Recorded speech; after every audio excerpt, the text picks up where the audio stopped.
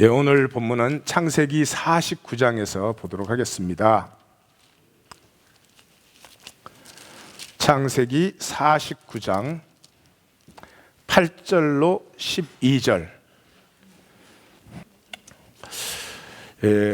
오늘은 요셉의 이야기를 나눕니다.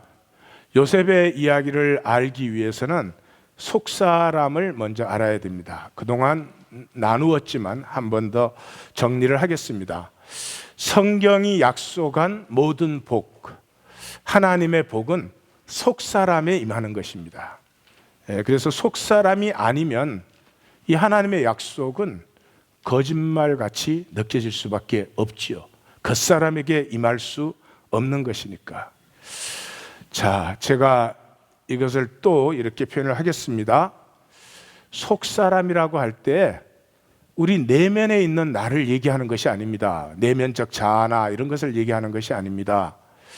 이 속사람이라고 할 때는 이 현상계가 아닌 영적 세계. 근데 영적 세계라는 말이 너무 안개처럼 그렇게 쓰여져서 제가 영적계라는 말을 피하고 실제계, 현상계에 피해. 그 속사람은 실제계, 영적 세계를 얘기하는 것입니다. 그런데 우리는 그 세계를 전혀 모릅니다. 우리가 아는 것은 현상계입니다. 지금 우리가 알고 체험하고 만지고 이 모든 것은 현상계인데 이 현상계는 뇌에서 나온 것입니다. 뇌에서 이 모든 이 현상세계를 우리가 이제 만들어서 그 현상세계에 우리가 살고 있는데 이 현상세계를 이루는 근간이 언어입니다. 언어. 그래서 간단합니다. 말이 없으면 생각이 안 됩니다. 자, 남편을 보는데 남편이라는 단어 없이 한번 생각을 하려고 해보세요. 생각이 안 됩니다. 생각이 멈추는 순간이 실제계가 열리는 순간이에요. 근데 우리는 이 언어를 멈추지 못해요. 이 언어는 이 뇌에서 나온 것이죠. 뇌에서 나온 이 언어 세계, 현상계를 만드는 근간이 시간과 공간입니다. 시간과 공간은 실제가 아니고 우리의 의식 속에 존재하는 것이죠.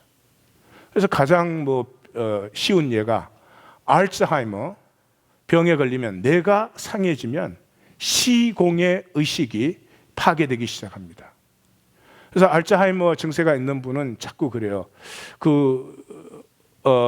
부모님이 돌아가신 지 오래됐는데 그 부모님한테 가야 되는데 이래요. 이 우리가 실제라고 느끼는 이 모든 것은 우리의 의식의 산물이다. 그 의식은 뇌에서 나오는 것이다. 그러므로 죽어서 내가 썩어질 때는 몽땅 없어지는 것이다. 그 정도는 아셔야 됩니다. 그리고 제가 이런 얘기를 드리는 것은 속사람은 실제계, 영적 세계이기 때문에 성도님들이 살아라 그런 얘기가 아닙니다. 제 설교를 살아라, 이게 겉사람이 들을 때는 이제 그렇게 들리죠. 그러면 부담만 되죠. 아니요. 겉사람이 노력해가지고 사라질 수 있는 세계가 아닙니다. 그럼 왜 증거하나? 바라보라는 거죠. 그걸 보라는 거죠. 그 길밖에 없습니다. 예수님이 니고데모한테, 이 현상계의 대표가 되는 사람한테 모세가 광야에서 뱀을 든 것 같이 인자도 들려야 하리라 그랬습니다.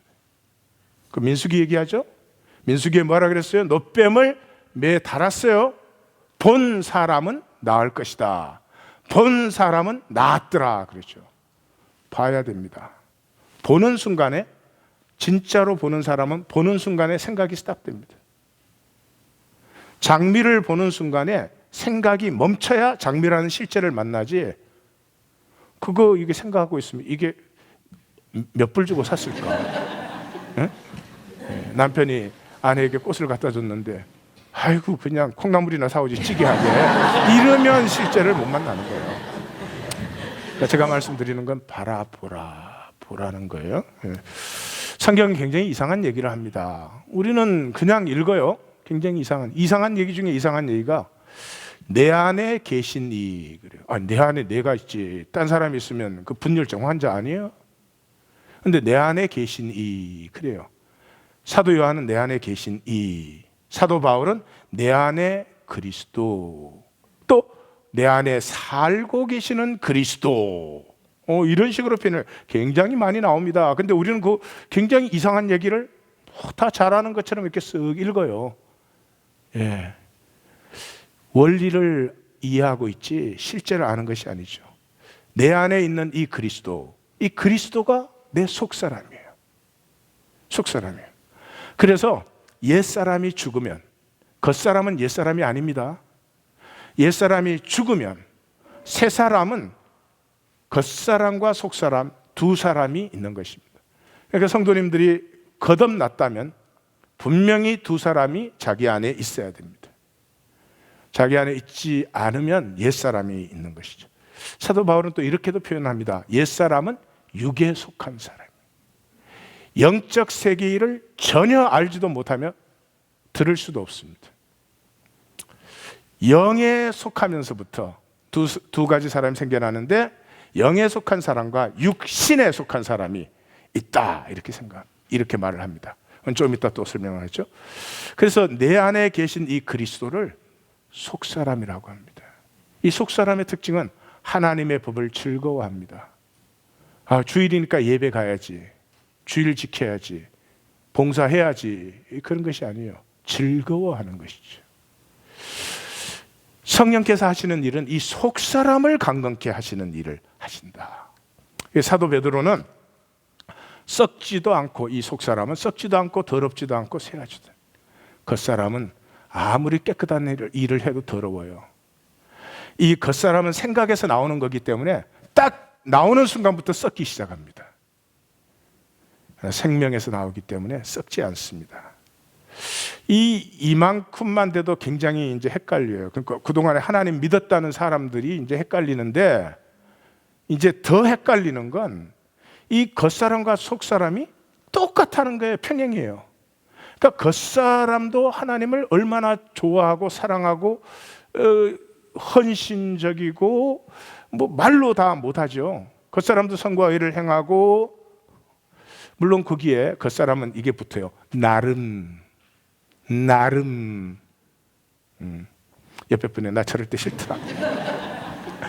그래도 할 수 없어. 나름.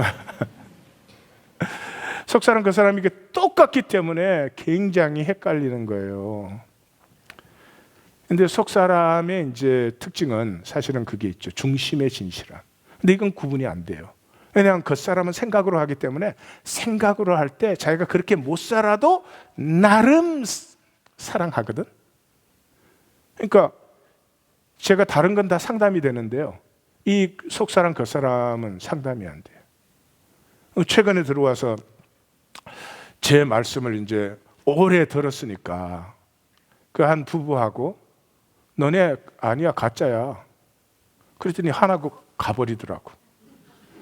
그건 난 교회 안에서는 절대로 말 안 하기로 했어.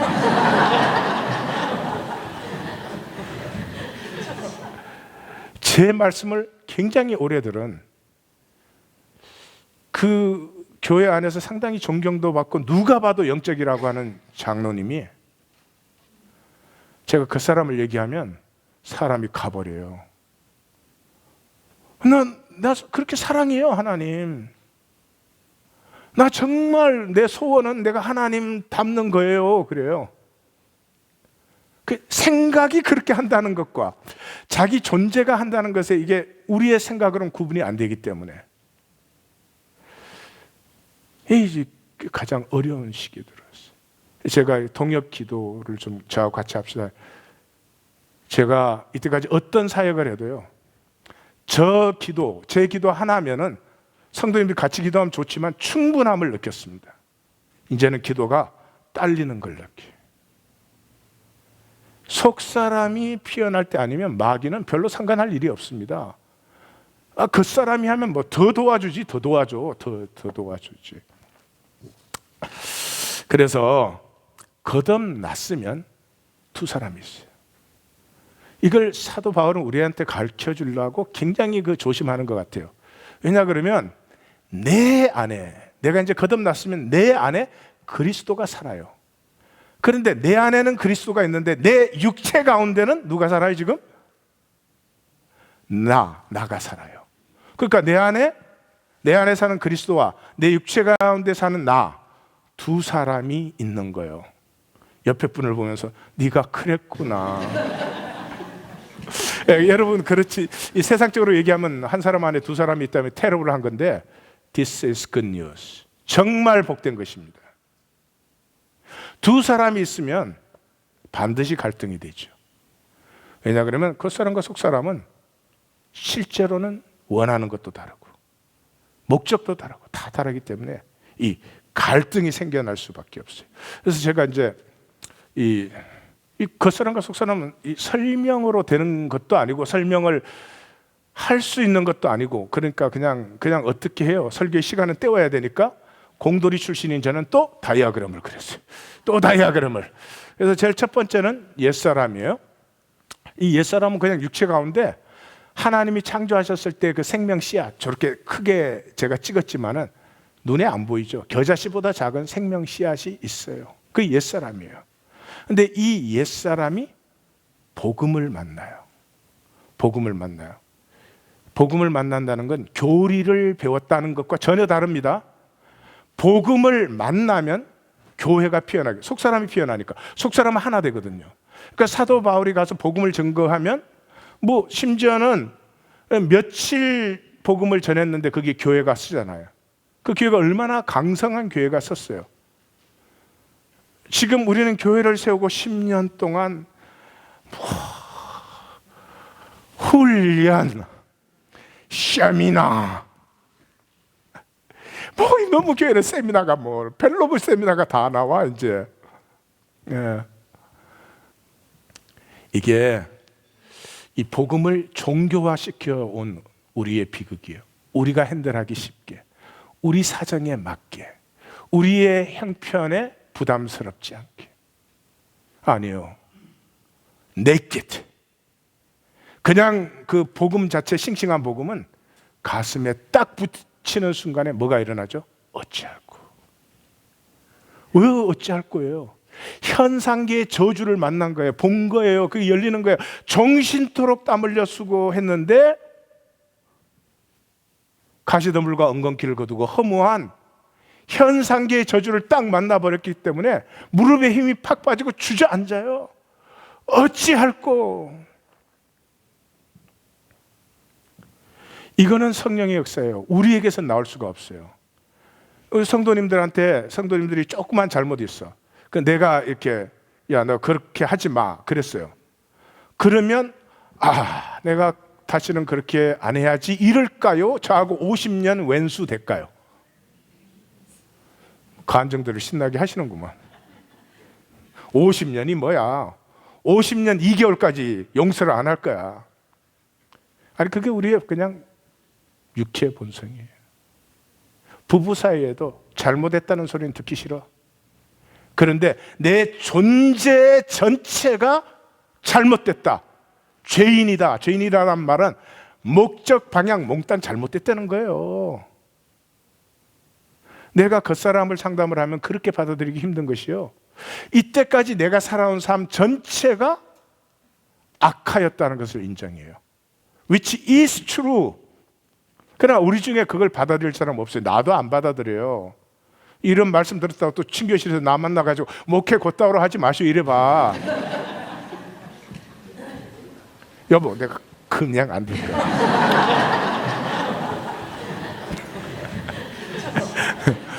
그게 어찌할꼬가 영접이에요. 왜 그런 줄 아세요? 바깥에 있는 그리스도를 나한테 끌어들이는 게 영접이 아니고 내 안에 있던 이 씨앗의 껍질이 탁 쪼개지. 작지만 그리스도가 탁 피어나요. 그리스도가 피어나면은 그때부터 이제 갈등이 시작되는 거예요. 이 그리스도의 아름다움은 내가 그냥 본능적으로 아는 거예요. 배울 필요가 하나도 없어요. 근데 내 육체, 내 지체의 욕망은 내가 그대로 있잖아요. 그러니까 로마서 7장이 일어나는 거예요. 내가 원하는 바 선과 의는 행하지 않고 내가 원치 않는 죄와 악은 내가 살게 된다. 이게 복이에요. 이 갈등이 일어났다는 것은 첫째로 분명히 거듭남이 있는 거예요. 그 다음에 분명히 자람이 있는 거예요. 이 속사람에 대해서 이제 제일 많이 말씀하신 분들이 4세기의 교부들이에요. 그 교부들 중에는 그런 은사가 많았어요. 속사람을 보는 은사가. 근데 그분들의 말에 하면 이 속사람의 성장이 중단이 됩니다. 그래서 어떤 사람은 그냥 태어나자마자 죽은 사람, 죽은 채로 있는 거죠. 그러니까 임신되자마자 그냥 그대로 죽어 있는 사람도 있고, 태어나서 깐난 애기처럼 이렇게 그 사람들 그걸 다 봤다고 그럽니다. 그러니까 아마 천국에 가면 제 생각에 다양할 것 같아요. 그게 이제 천국과 지옥 이렇게 쉽게 나눈 것은 그거 천국과 지옥을 가르쳐 주려고, 그걸 가르쳐서 무슨 유익이 있어요? 그러려고 했겠어요? 예수님 마음에는 절대로 이 지옥 쪽으로는 가서 안 된다. 어떤 일이 있어도 가서도 안 된다. 이 하나님의 영광을 누려야 된다. 그 말씀이죠. 그래서 이렇게 이분법으로 딱 나눌 수 있는 게 아니고, 이 현상계가 끝나고 실제계가 들어왔을 때는 이제 속사람이 전혀 없는 옛사람 그대로 텅 빈 허무의 사람도 있을 것이고, 속사람의 영광으로 충만한 사람도 있을 것이고, 요만큼 충만, 요만큼 충만, 요만큼. 자, 그래가지고 십자가가 딱 피어나면 그때부터 내 지체 안에 있는 이 겉사람의 나는 온전치 못하지만 그 십자가를, 나를 사랑하사 나를 위하여 자기 몸을 버리신 하나님의 아들을 믿는 믿음 안에서 그것을 믿고자 하는 믿음이 피어나요. 그게 믿음이에요. 나의 확신이 아니에요. 나의 확신은 믿음이 아닙니다. 내가 예수 믿는다, 분명히 그건 믿음 아닙니다. 인간의 확신이라는 것은, 인간은 불확실한 것을 싫어해요. 불확실하면 스트레스가 돼요. 그래서 한쪽으로 결정하는 거예요. 그래서 이렇게 성도님들이 곁에 어떻게 하다 보니까 예수 믿는 사람이 있어서, 또 어떤 사람은 부모가 예수를 믿는 바람에 그냥 그 예수 믿는 부모 밑에서 불교 믿으려면 얼마나 귀찮고 힘들어요. 그러니까 예수 믿은 거예요. 여러분 생각을 해보세요. 이 뉴저지에 교회가 딱 하나 있어. 저 남쪽 끝에. 그래서 예배 드리러 오려면 주일날 6시간 드라이브 해야 돼. 여러분들 그러면 6시간 드라이브해서 거기 오시겠어요? 가까운 절로 가시겠어요? And my case is ended. Cut. Finished. 이건 하나님이 주신 기회예요. 이걸 믿음이라고 생각하시면 안 돼요. 믿음은 안 믿으려고 해도 믿어지는 거예요. 예, 도망을 치려고 해도 못 도망쳐요. 그게 생명의 믿음이죠. 그래서 이 내 안에 있는 그리스도와 내 육체 가운데 있는 내가 이 싸우는 갈등 때문에 우리에게 뭐가 일어나요? 상하고 통해하는 심리. 나 왜 이러지? 나 왜 이렇게 계속 이렇게 사는 것이지? 후회를 얘기하지 않습니다. 설교 들을 때 한번 생각나는 거 아닙니다. 존재 속에 갈등이 일어나는 것입니다. 내 발걸음을 돌리지 않을 수 없게끔 갈등이 일어나고 있는 것입니다. 로마서 7장을 읽어보십시오. 치열한 갈등입니다. 그 결론이 어디로 갑니까? 오라 나는 공고한 사람이로다. 이 사망의 몸에서 누가 나를 건져내리요? 거기에 도달했다는 것은 어마어마한 복이죠. 그래서 내가 살아갈수록 이 내 지체가 내 안에 계신 그리스도를 믿는 그 믿음 안에 자꾸 자라가게 됩니다. 그래서 성경이 이렇게 말합니다. 이 육체, 이 겉사람을 벗어버리는 게 아니고 이 속사람, 이 생명의 겉사람이 삼킨 바 되는 거예요. 그걸 사도 바울은 또 로마서에서는 이렇게 표현을 합니다.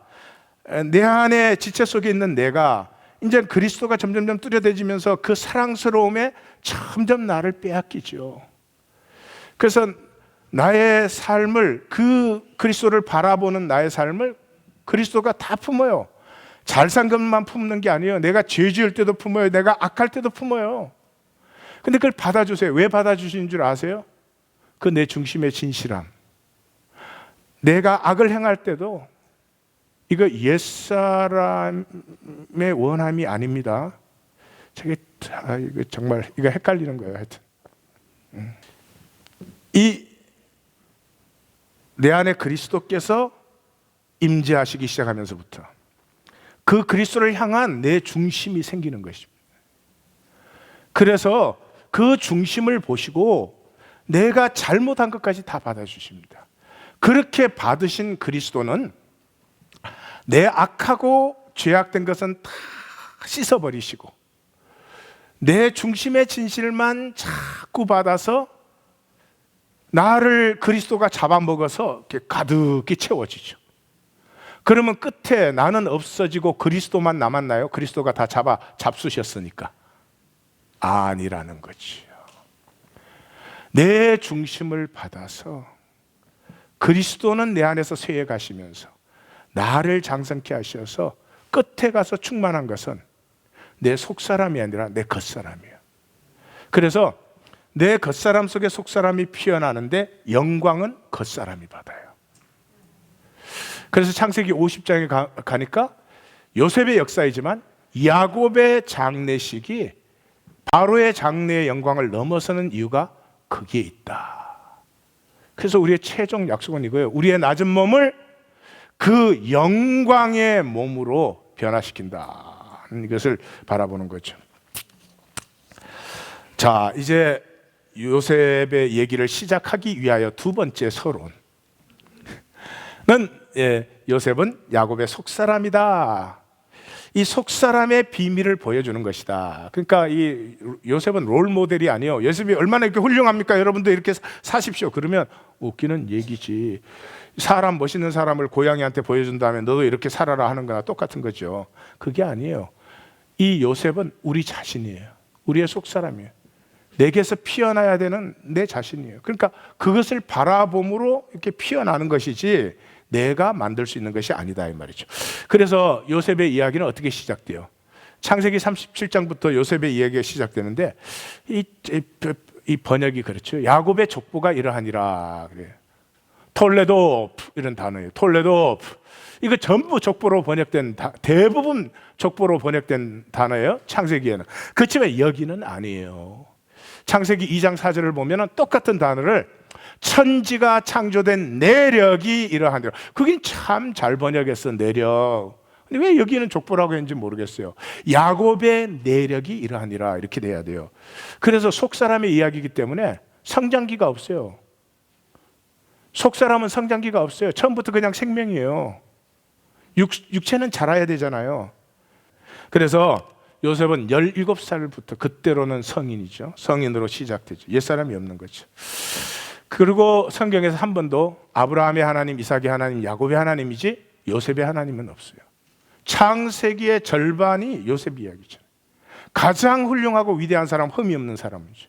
근데 왜 요셉의 하나님이 아니에요? 요셉의 하나님 아니에요. 야곱의 하나님이죠. 겉사람 속에 속사람이 피어나면 영광은 겉사람이 받는다. 다시 말해서 이 부족한 이하권의 겉사람 속에 하나님의 생명 씨앗이 자라나서 그 속사람이 충만하게 됐을 때 영광은 이하권이가 받는다.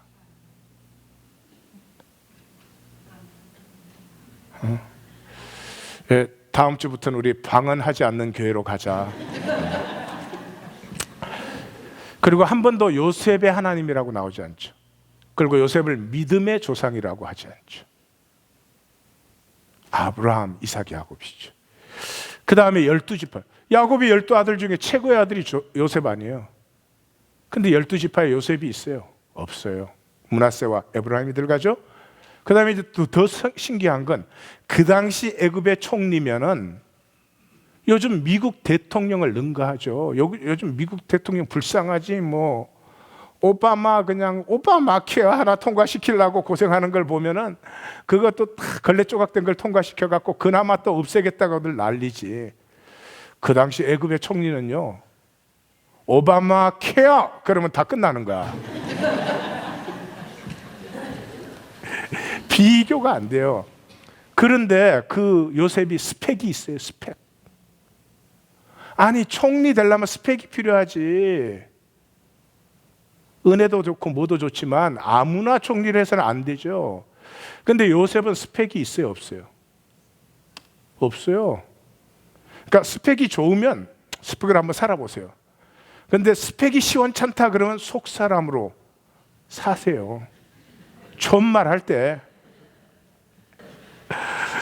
이 속 사람의 캐릭터는 as is, as is. 이 다른 말로 하면 순전함이에요. 예수님이 이걸 어린아이 같아 이렇게 했어요.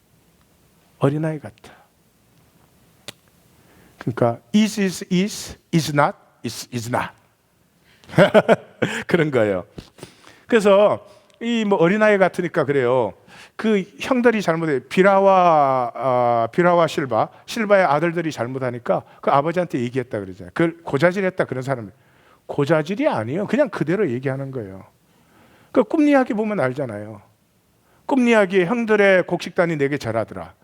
이 고자질할 정도 사람이면 그렇게 얘기 안 해요. 예, 그 해봐야 미움만 받지. 두 번째는 해달 별이 다 내게 절하더라. 그러니까 아버지가 나까지 니한테 절하나 이놈아? 아니 이놈아는 성경에 없어요. 예. 그대로 as is. 이 속사람의 능력이에요. 속사람은 as is로 얘기를 해도 상처도 되지 않고 그 원한도 되지 않아요. 그 꿈에서 갈 때 이제 결정적으로 나타나잖아요. 그 떡관원은 꿈을 딱 꿨는데 사흘 만에 죽는 꿈이잖아요. 그러면 어떻게 그 꿈을 얘기할 수 있어요?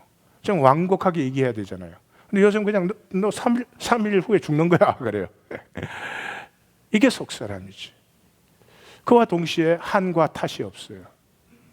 일찍 엄마를 여였고요. 자기를 미워하는 이복 형제들 간에 자라났어요. 그리고 계모들 밑에서. 이거 한이 많은 사람입니다. 겉사람은 찌들은 사람일 거예요. 한과 원에. 그런 게 없어요. 이 꿈을 해석할 때도요, 뭐 연구하고 기도하고 그러는 게 아니에요. 하나님과 그냥 직통해요. 직통한다는 걸 오해하시면 안 되는데, 이 속사람은 항상 하나님과 연결되고 통하고 있기 때문에 그냥 알아요. 나 이런 건 더 안다 이런 것도 없잖아요. 그냥 그런 것이지 뭐. 자, 그러면 지금부터 요셉의 이야기로 들어가겠습니다. 옆에 분에게 여봐 깨 설교 시작한대. 자, 지금부터 요셉의 여정을 지나가는데요, 이 엄청난 분량이기 때문에 오늘도 광속으로 이게 광속으로 나가겠습니다. 자, 제가 자세히 설명 안 해도 여러분들 아실 걸로 확신해요. 자, 속사람의 역사는 꿈에서 시작됩니다. 꿈. 이 꿈은 브레인이 꾼 꿈이 아닙니다. 시간 지나면 잊혀지는 그런 꿈이 아니고요, 존재의 꿈이에요. 본성적 나예요. 그래서 이 꿈이 피어난 사람은 다른 사람 어떤지 모르겠어요. 저는 그런 게 있어요. 어느 날 바람 부는데 이렇게 딱 서 있으면요, 딱 알아요. 내가 여기 있어서는 안 되는데, 어디론가 가야 되는데 왜 나는 지금 여기에 이런 모습으로 여기에 있을까? 탁 느끼지. 이 자리 얼마나 잘 가꿨냐, 금딱지 얼마나 붙였냐, 이 자리에 차이나 얼마나 비싼 거 갖다 놨느냐, 장롱 얼마나 비싼 거 뜨악스럽죠. 이 꿈이 있는 사람의 특징은 우리가 삶의 전부라고 생각되는 걸 보면 뜨악스러워요. 내가 왜 저런 걸로 살지? 무엇보다 내 자신이 뜨악스러워요. 나 왜 이러고 살고 있지? 이게 정말로 내가 원하는 것인가? 뜨악스러워요. 꿈이 없는 사람은 상황이 전부예요. 어쩔 수가 없어요. 그냥 이 상황에 어떻게 하면 좀 더 잘 만들어내나, 어떻게 하면 남보다 성공 잘하나, 어떻게 하면 남에게 무시 안 당하나, I don't know, whatever it is. 그게 전부예요. 그래서 성경 말씀이 뭐라고 해요? 성령이 임하시면, 그게 뭐예요? 옛사람이 죽고 새사람이 피어나는. 성령이 임하시면 제일 먼저 하는 건 꿈을 꾸게 돼요. 예언, 환상, 꿈, 표현만 다르다 꿈을 얘기하는 거죠. 꿈. 이게 무슨 나 총리 돼야 되겠다 이런 꿈이 아니에요. 요셉의 얘기의 결론은 총리에 있는 게 절대로 아니에요. 총리는 지나가는 과정이죠. 그 목적을 위해서. 이 꿈이 있는 사람에게는 도전이 옵니다. 반드시 도전이 옵니다. 그 꿈이 어떻게 되나 보자. 형제들이 그러잖아요. 이 겉사람의 특징은 복잡해요. 아무것도 아닌 것도 복잡해요. 말 한마디를 들어도 복잡하게 생각을 해. 처치하려면 처치하면 되는데 죽이자, 구덩이에 넣자, 팔자, 난리가 나는 거야. 그리고 그 형들은 말이죠, 요셉이 처음 만났을 때 용서했거든. 근데 아버지 야곱이 죽은 다음에 그러면 17년이 흐른 거예요. 17년. 바로를 만날 때 130세, 147세에 죽었으니 17년이 흘렀어요. 요셉은 용서하고 17년이 지났는데 그 형제들은 겉사람은 용서받은 적이 없죠. 겉사람의 특징은 지나가지 못해요. 지나가지 못해요. 다 움켜쥐고 있어요. 그래가지고 50장 제일 마지막에 보면 이렇게 얘기해요. 당신의 아버지의 하나님의 종들인 우리 죄를 이제 용서하소서. 그 사람의 특징은 복잡스러워. 바람도 불고 햇볕도 쬐고 나는 내 길을 가요. 내가 가는 게 아니야. 꿈에 이끌림을 받는 거지. 이 고난이 시작되면 시험이 옵니다. 시험은 아무나 받는 게 아니에요. 권세가 있는 사람만 시험을 합니다. 권세 없는 사람은 시험할 게 없지. 시험에 들까 봐 보호해줘. 미스터 마께서 39장 딱 시작되자마자 뭐라 그래요? 여호와께서 요셉과 함께 하시니 형통했다. 함께 하시니 형통했다. 이게 4번 앞 뒤로 나오잖아요. 형통했다는 말이 뭐예요? 무슨 권세가 있다는 거죠? 다스림의 권세가 있다는 거죠. 그러니까 요셉의 손에 위탁되면은 그냥 복이 그 소유에 다 미치는 거예요. 우리 부모님들 속사람의 권세로 말미암아 자녀가 복되시기를 축원합니다. 네. 세상 것으로 축복하려고 상처 주고 저주하고 그러지 마시고 제발 좀. 이놈의 시대는 말이죠, 이 겉사람밖에 없잖아요. 내가 다스림의 권세가 회복되면 내 주변의 모든 것이 복을 받아요. 그럼 내 자녀가 복을 받지 못하면 내가 누구에게 복이 될 수가 있겠어요? 나도 말은 용감하게 한다. 지금 김종수가 뒤에서 아이고 말은 참 잘하네 이러시거든요. 제가 이게 투시 연사가 있어서 저 표정 속에 있는 게 다 이 다스림의 권세가 있어요. 그래서 보디발의 집에 있든지 감옥에 들어가든지 다 맡겼다, 위탁했다. 요셉이 맡은 것은 다 복이 충만해서 간섭지 아니한다, 살펴보지 아니한다 이렇게 나오죠. 예, 그 권세가 있을 때 시험이 오는 거죠. 그래서 뭐예요?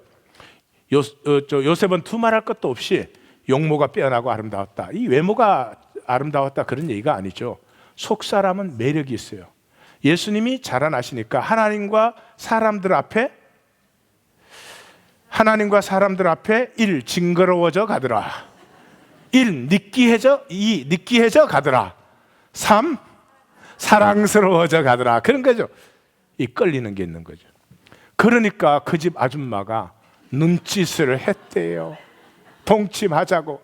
그러니까 오늘 본문의 가장 첫 번째 중요한 영적 교훈은 아줌마의 눈짓을 경계하자.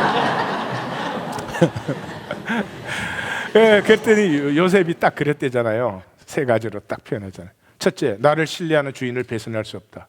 2번째, 이건 불의한 것이다. 3번째, more than anything, 내가 하나님께 죄를 얻을 수 없다. 멋있죠, 그죠? 예, 이건 속사람 얘기예요. 겉사람은 이런 사람이 없어요. 겉사람은 생각을 해보세요. 첫 번째, 그 청을 받아들이면 혜택이 얼마나 많겠어요. 2번째, 충분히 안전합니다. 예? 3번째, 거절할 경우에 더 위험합니다. 겉사람은 절대로 이렇게 못합니다. 근데 요셉은 속사람이니까 당연히 거절을 하죠. 그랬더니 그 아줌씨가 날마다 청했대요.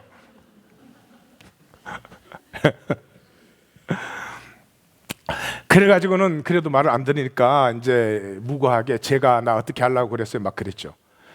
그러니까 그 친위 대장 보디발이 들어와 가지고 이 요셉을 감옥에다 딱 쳐놨어요. 이 무슨 말이죠? 그 친위 대장이 마누라 안 믿어요. 요셉을 믿는 거예요. 만약에 그 아내의 말을 믿었다면 그 당시에는 그 자리에서 죽이죠.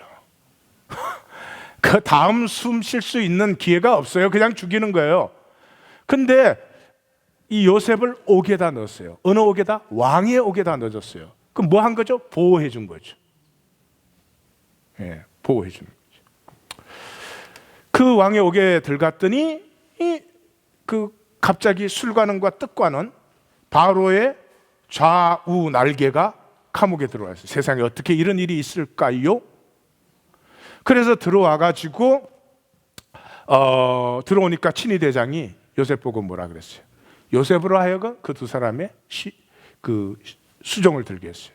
다시 말해서 어떻게 됐어요? 하나님이 정치학 박사 과정에 넣으신 거죠. 두 사람과 얘기를 하면서 바로의 그 체제가 어떻게 되는지, 시스템이 어떻게 되는지 뭐가 환하게 알죠.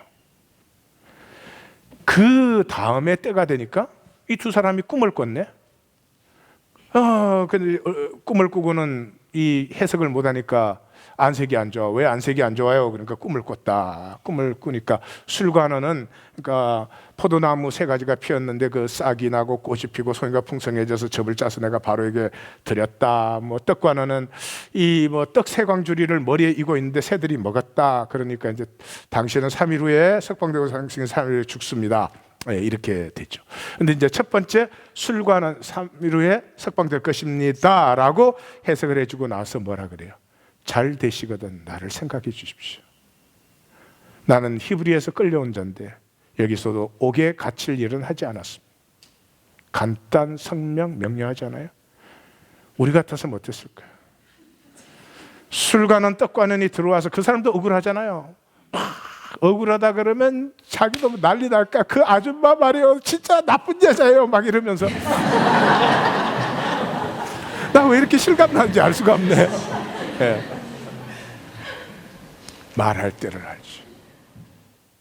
속사람의 말이. 말을 할 때를 알고 말을 하면 권위가 딱 있는 거지. 그런데 그 말대로 딱 석방이 됐어요. 근데 성경은 뭐라 그러느냐? 그 술관원이 요셉을 기억하지 못하고 그를 잊었더라. 이 스토리로 생각을 해봐요. 참 무고하게 갇혀서 그 술관원이 나가기만 나가면 이제 나를 좀 풀어주겠지. 근데 만 2년을 처음에는 시간마다 기다렸을 거 아니에요. 지금 이렇게 공문이 올래나? 그 다음에는 매일 기다렸을 거 아니에요. 인내와 카이로스. 많은 사람들은 여기서 떨어져요. 속사람의 여정이 출발되는 것도 힘들지만 여기서 떨어져요. 내가 뭐 잘못 봤구나. 이건 아니었구나. 속사람은 어떻게 돼요? 그랬는데 바로가 꿈을 꾸죠. 바로가 꿈을 꾸는데 뭐 7 살찐 암소가 나타나고 그 다음에 파리하는 소가 나타나서 다 잡아먹더라. 7 막 충실하고 그 풍성한 곡식단이 있는데 그 다음에 마른 곡식단이 있어가지고 또 다 하더라. 뭐 이러니까 이제 해석을 못하죠. 그 해석 왜 못해요? 국민학교 3학년짜리도 해석할 수 있는 평범 단순한 건데 이 겉사람은 계산 때문에 못해요. 이 잘못 말하면 어떻게 돼요? 가는 거예요, 가는 거. 그러니까 그거 같은데 말 못해. 그거 같은데 말 못한다니까. 옆에 분에게 나도 네가 의심가는데 말은 못한다 얘. 그래서 그때 그 술관원이 감옥에서 내 꿈을 해석해 준 그 청년이 딱 기억이 났죠. 그래서 바로한테 소개를 해서 바로한테 딱 속사람은 뭐 그대로죠. 당연한 거 아닙니까? 7년 풍년 후에 7년 흉년 들어옵니다. 2번 반복하신 것은 반드시 속히 이루어지는 것입니다. 그랬더니 이 속사람은요 자기 길을 자기가 스스로 열어요. 온갖 도전 속에서 자기의 길을 자기가 여는 능력이 있는 거죠. 그렇게 해서 너는 내 집을 다스리라. 애굽 온 땅의 총리가 되게 하라. 이렇게 하죠. 거기에서 이제 반전이 일어나는 거예요. 반전. 이 반전이 뭐예요? 나됨으로 너됨을 회복시켜서 우리됨이 완성되는 거죠. 나됨은 뭐예요? 총리 대신이 되고 아들을 낳았어요. 첫째는 므낫세, 잊어버렸다. 둘째는 에브라임, 내가 이 땅에서 번성한다. 지난 일은 지나고 현재는 약속의 그 풍성함을 누리고. 저를 따라해 주십시오. 지난 일은 지났다. 현재는 하나님의 약속을 누린다. 이게 속사람이에요, 속사람. 겉사람은 익적들이 반대로 해요. 절대로 지난 일을 못 지나. 절대로 지난 일을 못 지나. 다 붙들어지고 난리야. 그리고 지금은 하나님의 약속을 안 누려. 그게 뭐 어쩔 수가 없어. 그런 거예요, 그냥. 그래서 여기에 이 스토리는 잘 아시죠? 그 7년 흉년이 드니까 이제 형제들이 곡식사로 내려왔죠. 내려오니까 이제 그 요셉이 넌 정탐꾼이야 뭐 이렇게 일부러 걸어 가지고 막 잡아 가두고 가서 뭐 동생 데리고 와 뭐 이런 걸 합니다. 그 목회자가 성경을 잘 모를 때는 뭐 그렇게 합니다. 뭐 이렇게 끝나는 거예요. 자, 그러면 여기서 생각을 해보세요. 그 형들을 만났을 때 요셉이 왜 바로 용서를 안 했을까요? 형 나야. 걱정하지 마. 이게 다 하나님의 역사였어요. 왜 그렇게 안 했을까요? 왜 속사람이 이런 술수를 쓰고 있을까? 응? 뭐 감옥에 갇히고 뭐 시몬 가두어 놓고 왜 이런 술수를 쓸까? 요셉이 만약에 그냥 용서했으면 형제들은 참회할 기회가 없어집니다. 두 번째, 끝까지 불안합니다.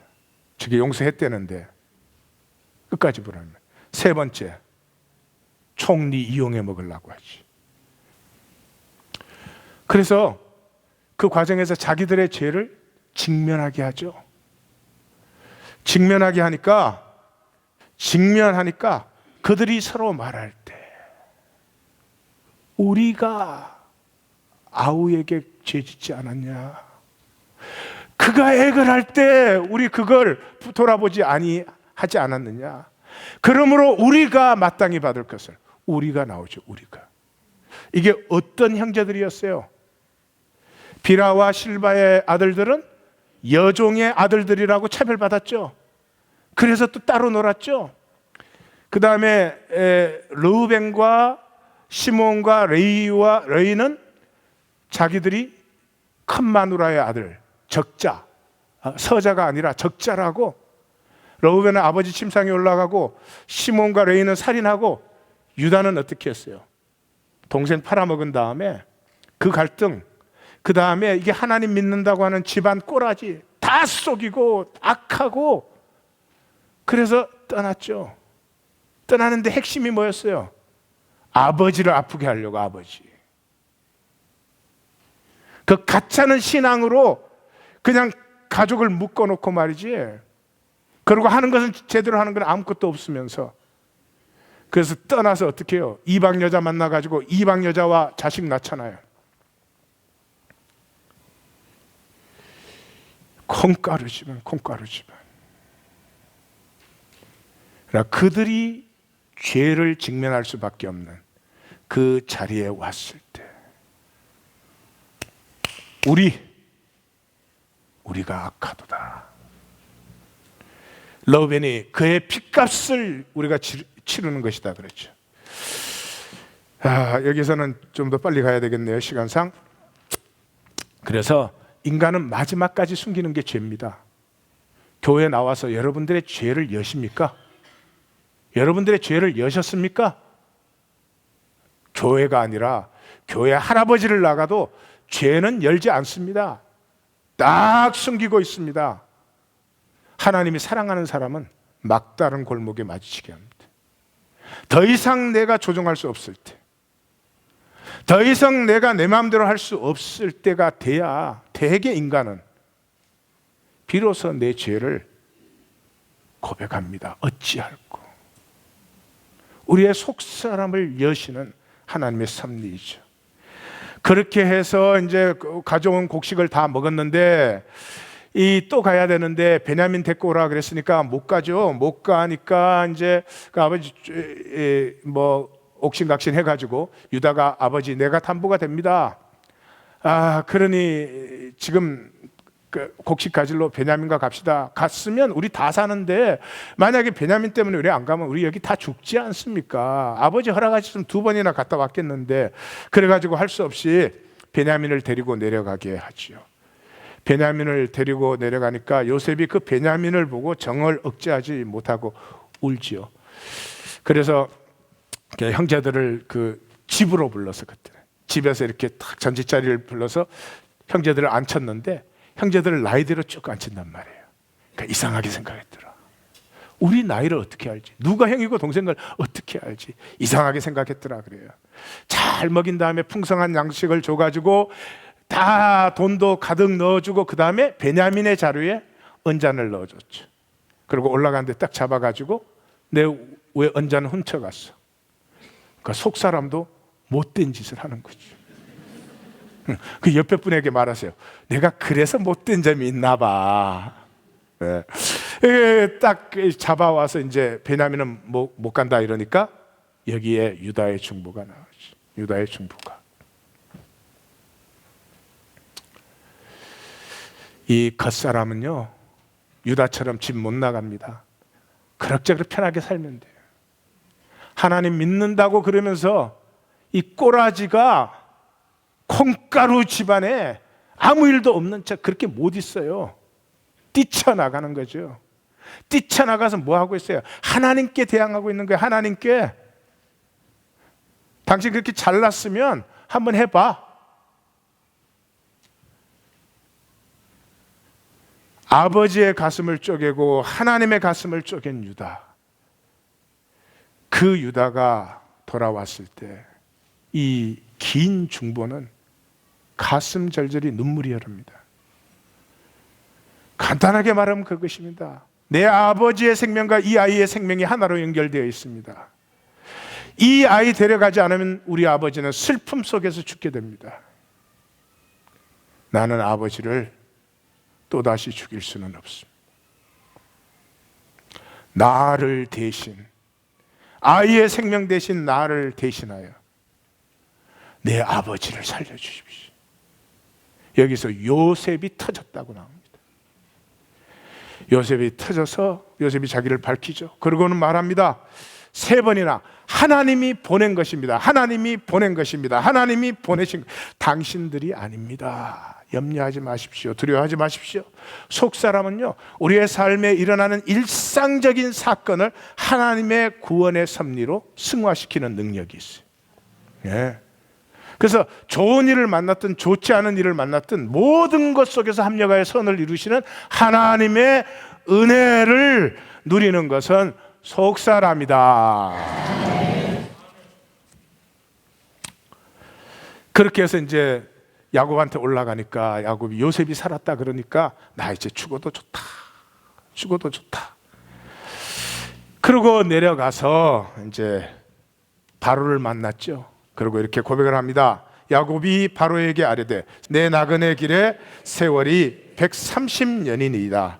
내 나이가 얼마 되지 못하니 우리 조상의 나그네 길의 연조에 미치지 못하나 험악한 세월을 보내었나이다. 속사람을 피워내는 길은 험악한 세월입니다. 성도님들 죄송하지만 편하게 살려고 하지 마십시오. 겉사람이 편하면 속사람이 죽습니다. 겉사람이 고난을 정직하게 맞아들이면 속사람이 살아나는 것입니다. 전적인 우리의 선택입니다. 그리고 요셉을 불러서 맹세를 시키고 내가 죽거든 반드시 애굽에 매장하지 말고 약속의 땅에 매장을 해달라. 야곱은 약속을 바라보며 그 생애를 마감합니다. 여기에서 12지파에 대한 예언기도가 나오잖아요. 그 예언기도에서 가장 중요한 것은 이것이에요. 유일하게 속사람의 복을 받은 지파가 유다지파예요. 요셉이 아니었습니다. 요셉은 땅의 기름짐을 축복받습니다. 그대로 유대인들은 땅의 것을 잘 누립니다. 그러나 저들은 속사람의 비밀도 실제계도 영적 세계도 모릅니다. 그래서 유대인은 그렇게 풍성하고 성공하고 세상 역사를 다 장악하면서도 정신병이 다른 민족에 비해서 6배가 높습니다. 유전병이 다른 민족보다 배가 높습니다. 그 속의 갈등일 것 같아요. 제 생각에는 속 사람의 복이 뭐예요? 내 안에 메시아가 그리스도가 피어나는 거죠. 그 축복을 얘기하고 있어요. 형제들의 찬송이 된다. 형제들이 너 앞에 절하리로다. 그 내 앞에는 내 안에 있는 그리스도죠. 수사자 같고 암사자 같으니 누가 당하겠어요?